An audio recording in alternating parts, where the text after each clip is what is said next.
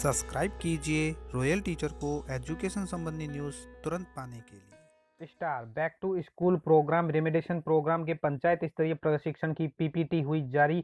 प्राथमिक, उच्च प्राथमिक, माध्यमिक, उच्च माध्यमिक विद्यालय या 2, 3 या 4 शिक्षक विद्यालय है वो अपना छात्र समूहन किस प्रकार करेंगे उसके बारे में पूरी जानकारी दे दी गई है। जी हाँ साथियों, जैसा कि आप सभी जानते हैं कि राज्य सरकार की ओर से विद्यालय में छात्र के लर्निंग गैप को कम करने के लिए अभी हाल ही में एक नया प्रोग्राम लॉन्च किया गया है जिसका नाम रखा गया है स्टार स्टार रेमेडिएशन प्रोग्राम यानी उपचारात बैक टू स्कूल उपचारात्मक शिक्षण। इस कार्यक्रम के तहत पहले एक आदेश जारी हुआ था जिसमें प्रशिक्षण की बात की गई थी कि 2 चरण में प्रशिक्षण आयोजित होगा। प्रथम चरण में पीओ और एमटी का प्रशिक्षण होगा और द्वितीय चरण में है वो शिक्षकों का प्रशिक्षण होगा जो कक्षा 1 से 8 तक अध्यापन करवाते हैं। तो ये द्वितीय चरण का जो प्रशिक्षण है वो 31 जनवरी से 4 फरवरी के मध्य आयोजित होगा। ये है वो आदेश जो राजस्थान राज्य शैक्षिक अनुसंधान प्रशिक्षण परिषद की ओर से जारी किया गया था जिसमें प्रथम चरण और द्वितीय चरण की डेट भी घोषित की गई है। आप देख पा रहे हैं इसका समय है वो विद्यालय समय में ही रहेगा। 31 जनवरी 2022 से 4 फरवरी 2022 के मध्य कभी भी एक दिन आयोजित आपके पंचायत स्तरीय में किया जा सकता है। इसी के संदर्भ में या इसी की पीपीटी कहें तो जारी कर दी गई है। पीपीटी या पीडीएफ कहें तो उसमें क्या क्या बताया गया है आज के इस वीडियो में हम जानेंगे। जैसा कि दोस्तों आप देख पा रहे हैं कि star back to school remediation program panchayat स्तरीय प्रशिक्षण ये पंचायत स्तरीय होगा। प्रत्येक पंचायत में आयोजित होगा। जो भी कक्षा 1 से 8 तक अध्यापन करवाने वाले शिक्षक है उन सभी का यह प्रोग्राम होगा। पंचायत स्तरीय सत्र के लिए जो मानदंड निर्धारित किए गए हैं उसमें बताया गया है कि आप अपने पास पेन पेपर रखें, महत्वपूर्ण जानकारी लिखें, प्रश्न पूछें और सक्रिय रूप से भाग लें। यदि आपके कोई प्रश्न है तो संकोच न करें, बिना संकोच प्रश्न वहां पर पूछें। पंचायत स्तरीय प्रशिक्षण में हमेशा समय पर रहें यानी अपना सत्र समय पर शुरू करें और समय पर ही समाप्त करें। इसके लिए दोस्तों उससे पहले आपको एक वीडियो दिखाया जाएगा। ये वीडियो का लिंक है, आप देख सकते हैं। अगर यूट्यूब पे जाकर इसको टाइप करेंगे तो ये वीडियो आपको नजर आ जाएगा जिसमें हमारे जो शिक्षा मंत्री डॉक्टर बी डी कल्ला है वो उनका संबोधन है। तो आपके पीओ है वो पहले ये वीडियो दिखा देंगे। अगर नहीं भी दिखाते हैं या आप पहले देखना चाहते हैं तो इसका लिंक वीडियो के डिस्क्रिप्शन में आपको मिल जाएगा। उसके ऊपर क्लिक करके आप ये वीडियो देख सकते हैं। आगे बात करें तो हम सभी जानते हैं कि बीता साल चुनौतियों से भरा रहा। हमारे और हमारे परिवारों के स्वास्थ्य के लिए आपात स्थिति रही। स्कूल बंद होने से बच्चों में पठन पाठन का नुकसान रहा। शिक्षकों और छात्रों के बीच सामाजिक भावात्मक संपर्क का भी नुकसान रहा। तो बच्चों के जो कक्षा स्तर तक आने के लिए और भी मदद है और समय भी आवश्यकता है। इसलिए हमारा विजन रहेगा 100% स्टूडेंट है वो 8 ग्रेड लेवल तक पहुंच सके। तो इसके लिए बैक टू स्कूल प्रोग्राम चलाया गया है। इसका भी वीडियो है, आपको लिंक डिस्क्रिप्शन में मिल जाएगा। यहीं तो ये आप देखकर टाइप करें यूट्यूब पे तो उसका लिंक आपको मिल जाएगा। ब्रिज को कार्यक्रम जो चलाया गया था उसके माध्यम से देखा गया कि छात्रों की परफॉर्मेंस में काफी सुधार हुआ।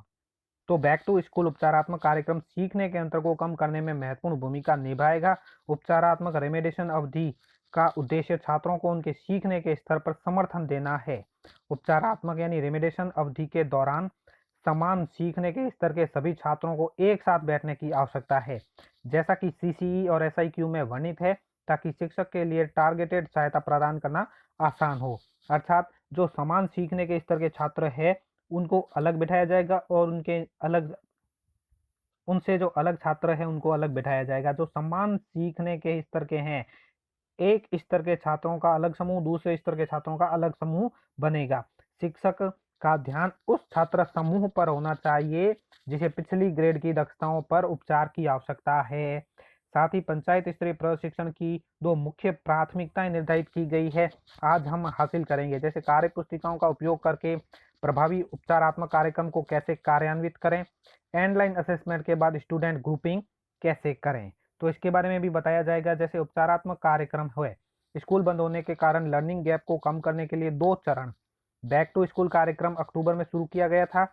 प्रथम 2 कालांश उपचारात्मक शिक्षक हेतु आवंटित किए जाने हैं। तो अक्टूबर में जो शुरू हुआ था दिसंबर तक चला और जनवरी से मार्च तक अभी चलेगा। फेज 1 में ब्रिज प्रोग्राम था, उसके लिए 4 पीरियड निर्धारित किए गए थे। फेज 2 के अंतर्गत जो सीखने के स्तर के आधार पर उपचारात्मक कार्यक्रम के लिए पहली 2 कालांश इसके लिए निर्धारित की गई है। ये ब्रिज प्रोग्राम था, ये रेमेडिएशन प्रोग्राम है। तो इसके में आपको वर्कबुक का यूज करना है ज़्यादा से ज़्यादा।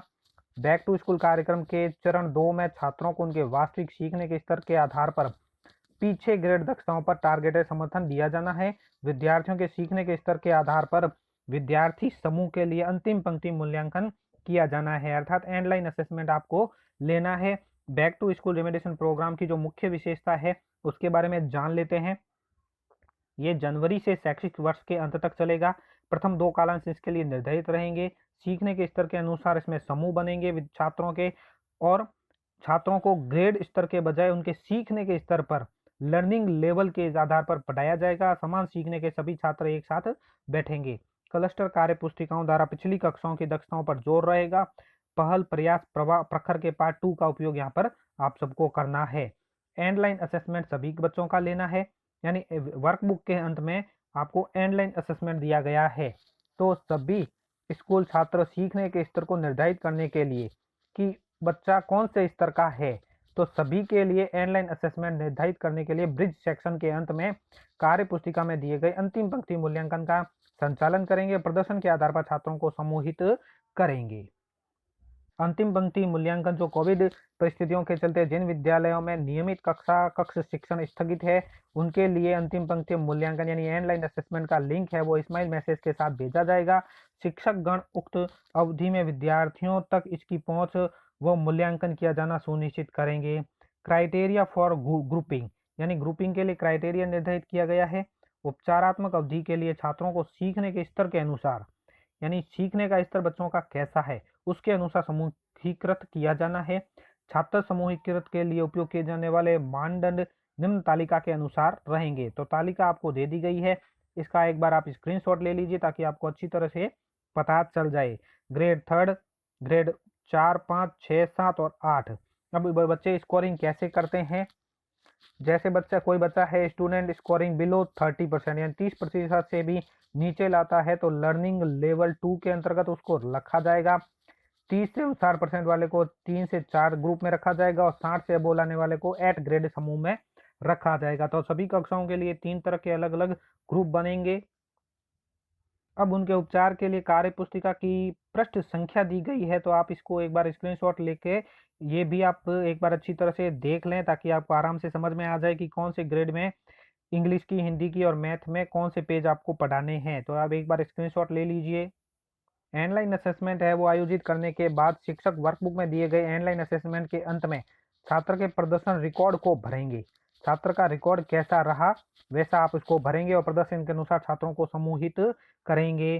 साथ ही student grouping remediation primary school के अंतर्गत स्टूडेंट की ग्रुपिंग कैसे करेंगे वो भी बात करेंगे। उससे पहले उपचार के लिए छात्र समूहन का जो निर्माण है वो कैसे होगा कि उपचारात्मक अवधि के दौरान समान सीखने के स्तर के सभी छात्रों को एक साथ बैठने की आवश्यकता होती है ताकि शिक्षक के लिए लक्षित सहायता प्रदान करना आसान हो। शिक्षक का ध्यान उस छात्र समूह पर होना चाहिए जिसमें पिछली दक्षताओं पर उपचार की आवश्यकता होती है। जो छात्र 8 ग्रेड सीखने के स्तर पर है वे उपचारात्मक अवधि के दौरान कार्य पुस्तिका में स्वतंत्र रूप से कार्यपत्रों का अभ्यास कर सकते हैं। अब उपचारात्मक यानी रेमेडिएशन के दौरान आदर्श रूप से छात्र समूहन को एक शिक्षक समर्थन मिलना चाहिए। अपने सीखने के स्तर के अनुसार समूहों में छात्र बैठेंगे और बिहाइंड ग्रेड के जो छात्र हैं उनको टारगेटेड सपोर्ट प्रदान करने वाले शिक्षक है उनके साथ है। प्राथमिक विद्यालय जहां 2 शिक्षक कार्यरत है वहां पर क्या होगा? ग्रेड 1 से 5 के लिए 2 शिक्षक वाले स्कूल उपचार अवधि के लिए निम्नलिखित समूह का सुझाव दिया गया। ये सुझाव दिया गया है कि टीचर 1 रेमेडिएशन शिक्षक उपचार पर ध्यान दे। 3 कक्षाओं के छात्र एक साथ बैठेंगे। 3 कक्षाएं कौन कौन सी?